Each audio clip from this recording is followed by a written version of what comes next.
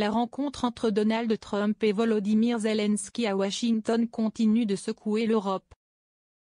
Alors que le spectaculaire rapprochement des États-Unis et de la Russie inquiète les dirigeants des capitales du vieux continent, Emmanuel Macron, depuis le Portugal où il se trouvait, s'est dit prêt, à l'occasion d'une interview donnée aux chaînes de télévision portugaises RTP1 et RTP3, à ouvrir des discussions autour d'une dissuasion nucléaire européenne.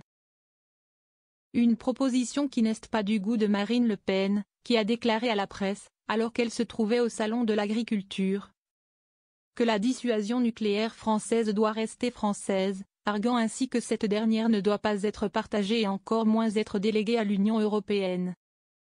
La France étant l'une des deux puissances nucléaires européennes, avec le Royaume-Uni.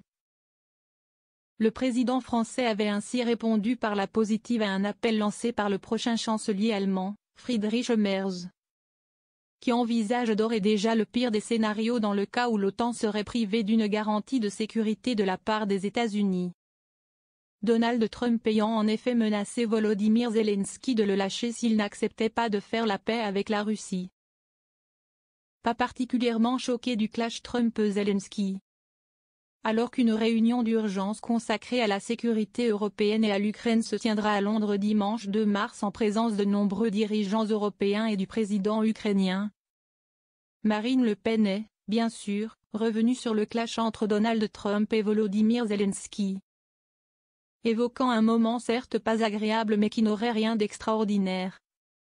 La chef de file des députés du Rassemblement national a toutefois dit comprendre l'émotion légitime que cela a suscité.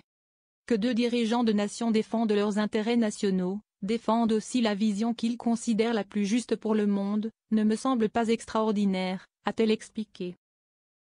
Marine Le Pen a dit espérer que ce moment, d'une rare violence et qui a provoqué la sidération des dirigeants européens, soit la première étape vers la paix. Qu'elle juge inexorable, alors que certains, semble-t-il, souhaiteraient continuer la guerre.